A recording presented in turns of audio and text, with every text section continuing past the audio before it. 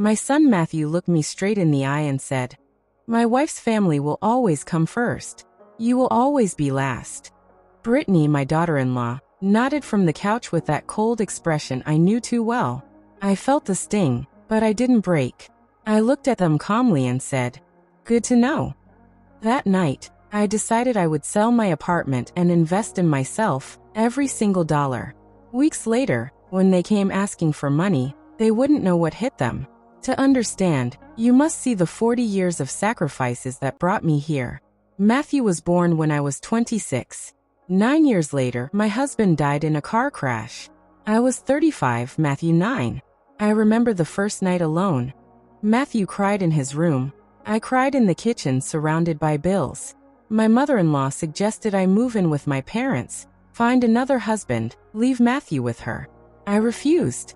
I worked double shifts, came home exhausted, feet bleeding. Yet Matthew had 3 meals a day, clean clothes, new books. I sold my wedding jewelry to pay for his tuition at a top private school. He never knew. Sometimes I ate only toast so he could have meat twice a week. I thought that was love. I was wrong. When he went to college, I sold our only car to pay for his enrollment and first 2 semesters. I commuted by bus for hours, left at 6, returned at 9, exhausted, but Matthew attended a top university. I turned down relationships to focus on him. Love, sacrifice, devotion. I believed it would come back. Matthew graduated, got a good job, moved into a condo, and visits became rare. When he met Brittany at 32, I was 61. She came from a large, loud family, and I was clearly in the way. That first Christmas after they started dating, I baked a German chocolate cake. It was ignored, put in the fridge, forgottenly discarded by me. 6 months later, they got married. I contributed $20,000, every penny saved over 5 years, for Brittany's dream venue. Matthew asked with shining eyes, "Mom, I know it's a lot, but it's our special day." I said yes. Always yes. At the wedding, I was at table 7, far from Matthew, far from the head table, surrounded by distant cousins. Matthew passed by once that night. I nodded, smiled, said everything was beautiful because that was what was expected. Brittany got pregnant 8 months later. Lily, my first granddaughter. Matthew called, excited. I ran to the hospital. I was there during the labor, as always. Brittany screamed. Her mother held her hand. I waited in the hallway. When Lily was born, I was allowed in for 3 minutes. Her mother then took her. I cried silently in the hospital bathroom. In those first months, Brittany called, "Patricia, can you come? Lily won't stop crying. Can you watch her?" I went. I always went, traveling across the city by bus with diapers and formula, preparing meals, cleaning, folding laundry, while Brittany rested or went out. Matthew would say thanks but never offered a ride home, never asked if I was tired. I was the solution, not a person. Lily turned 1, and there was a party in Brittany's parents' backyard. I embroidered a yellow dress for her over 3 weeks. Brittany looked at it. Oh, how cute. But we already have her outfit. My mom had it custom made. I left my dress in a bag. Lily wore the maternal grandmother's dress. I clapped and smiled, invisible. 5 more years passed. I was the emergency grandma, last-minute grandma, solving problems, never included in milestones. Kindergarten graduation, Christmas plays, first day of school. All photos sent to me later with no invitations. I existed in margins, emergencies, awkward moments. I accepted it, believing love worked that way. If I gave endlessly, eventually I would receive. I waited, decades of hope, until one afternoon, Matthew called. "Mom, we need to talk. Can you come over?" I went. Lily was at the other grandmother's house. Matthew and Brittany serious in the living room. And then the words that changed everything. "My wife's family will always come first. You will always be last. Please subscribe to our channel." Matthew didn't look away. Brittany nodded, soft voice agreeing. I felt a cold clarity run down my spine. Not pain, but realization. I had raised this man alone, sacrificed everything, and now I was invisible. I took a deep breath. "Good to know," I said. Matthew blinked, expecting tears, begging, making myself small. I said nothing, tilted her head, confused. "That's all you're going to say?" I smiled coldly. You told me my place. I understand perfectly. I stood, grabbed my purse, walked to the door. Matthew tried to stop me. I turned calm. I'm not mad. I am informed. I closed the door slowly, walked down the stairs. Legs trembling, not from fear, but adrenaline. Something awakened inside me after decades of being asleep. I rode the buses home. Watched people rush to families where they were a priority. Remembering all the times I ran to them, carried heavy bags, pretended it didn't hurt to be invisible, swallowed humiliations. 40 years. 40 years of being last priority. Something broke. Not my heart, a cage I built. At my apartment, I sat, drank tea, and felt clean rage for the first time. I logged into my bank account.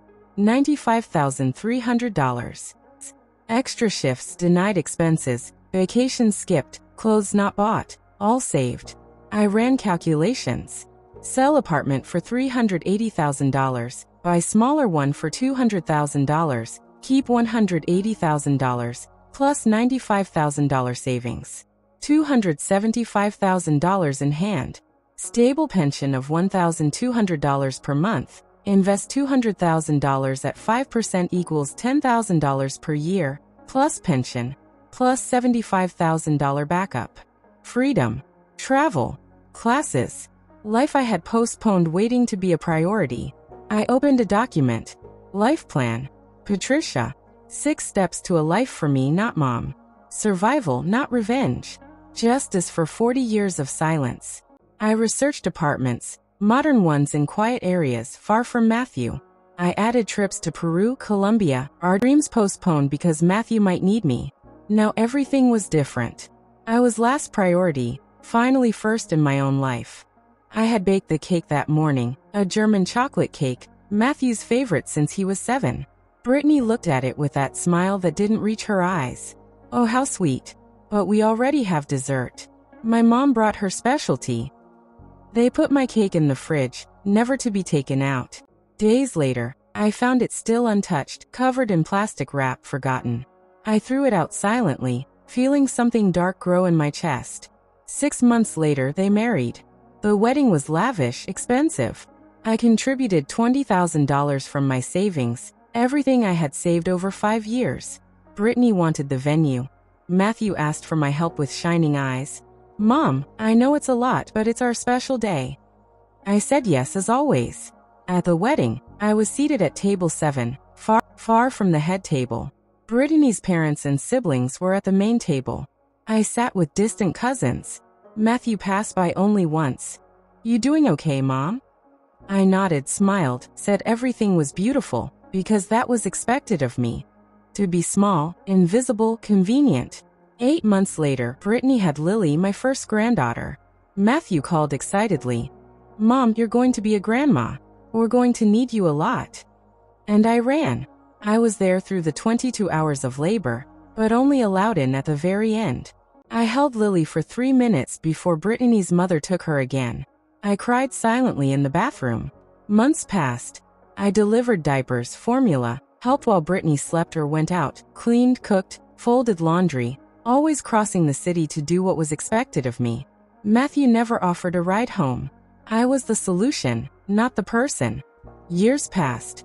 I be grandma, always last minute, solving problems no one else wanted to handle. I was never invited to important moments. Lily's first day of school, the Christmas play, kindergarten graduation, always her maternal grandmother. I received photos days later with short captions. Look at Lily. No context, no invitation, no place in their real life. I existed in the margins, in emergencies, in awkward moments. I accepted it because I thought that's how love worked, believing that giving endlessly would eventually bring me reciprocity. I waited for Matthew to realize my sacrifices, to say, Mom, thank you for everything. But that day never came. Until one afternoon everything changed. Matthew called, asking me to come over. I went, of course. They were serious, sitting in the living room, Lily at the other grandmother's house. Matthew's words struck like ice. My wife's family will always come first. You will all... Brittany nodded, confirming it calmly, as if reasonable. I felt clarity, something brutal running down my spine. 40 years of sacrifices, of giving my entire life to a child who now treated me as invisible, came rushing back. I looked at them both, took a deep breath, counted to 5 in my mind, and said, "Good to know." They expected tears, begging submission. I gave none. I got up, grabbed my purse, and walked out calmly, carefully, without drama. On the way home, 2 buses, 40 minutes, legs trembling not with fear, but with adrenaline and awakening. 40 years of being last priority, and for the first time, I felt the cage around my life break. I arrived home at 8, small apartment, mine completely paid off. Silence wrapped around me like possibility, not loneliness. I made tea, sat alone, and for the first time in decades felt rage. Clean, illuminating rage. I checked my finances. $95,300 in life savings, every extra dollar earned and saved over decades. As Lily grew older, my role became clearer. I was the emergency grandmother, the last-minute solution when plans failed or babysitters canceled. I was never included in the moments that mattered. Lily's first day of school, her Christmas plays, her kindergarten graduation. The other grandmother was always there. I received photos days later, sent without context, without invitation. I existed on the edges of their lives, useful only when something went wrong. Still I stayed. I believed that love meant patience, that if I gave enough, someday it would return to me. I waited for Matthew to see me, to acknowledge the 40 years I gave him. Then came the afternoon that changed everything. Matthew called and asked me to come over. When I arrived, he and Brittany sat stiffly on the couch. Lily wasn't home. At me and said the words that divided my life in two. "My wife's family will always come first. You will always be last." Brittany nodded calmly, explaining priorities as if this were obvious. Something cold moved through me, not pain but clarity. I realized I had been invisible by design. I didn't cry. I didn't argue. I simply said, "Good to know." They expected tears, guilt, submission. Instead, I stood up, took my purse, and thanked them for their honesty. Matthew tried to stop me, saying they just wanted transparency. I replied calmly, "I'm not angry. I'm informed." I walked out quietly. On the bus ride home, watching people rush toward lives where they mattered, something inside me broke open. 40 years of waiting collapsed in a single moment. When I reached my apartment, small but fully paid, silence greeted me, not lonely silence but space. I opened my laptop and checked my savings, $95,300. Every dollar earned through sacrifice. Then I looked up the value of my apartment and realized I was sitting on a fortune I never allowed myself to see. For the first time, I made calculations for myself, not for my son. I could live. I could breathe. I could choose. That night, I wrote a life plan with my own name at the top. 6 steps toward a future I had delayed for decades. This wasn't revenge, it was survival. In the early hours of the morning, I contacted a real estate agency. I searched for smaller apartments, far from Matthew's neighborhood, far from being on call. I even browsed travel packages for solo women, Peru, Argentina, Colombia. Dreams I once denied myself because someone else might need me. When the agent arrived and appraised my apartment, he confirmed its high value. Freedom had a number and signed the listing agreement the same day. Calls came quickly. Buyers were interested. When a woman my age, a widow like me, offered $375,000 cash, I accepted. Within weeks, my old life was sold. I bought a small modern apartment in a quiet area 40 minutes away. Matthew knew nothing. For once, my life was private. Packing was emotional but cleansing. I kept only what belonged to me. My clothes, my books, my documents. I left behind Matthew's childhood trophies and photos where I was barely visible. 2 weeks later, Matthew called. His voice carried urgency. He wanted to meet. I didn't rush. I set boundaries. I wasn't immediately available anymore. I knew why he was calling. They needed something. Money, help, rescue. But this time I was ready. I reread the old letters Matthew wrote me as a child. Care of me one day. I didn't cry. That child was gone. The woman I had become was finally awake. When Wednesday came, I felt calm.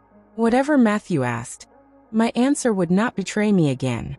I had sold my past, secured my future, and reclaimed my identity. Being last in his life had freed me to be first in my own. I wasn't disappearing. I was finally arriving to myself. For more inspiring and heart-touching stories like this, please subscribe to our channel.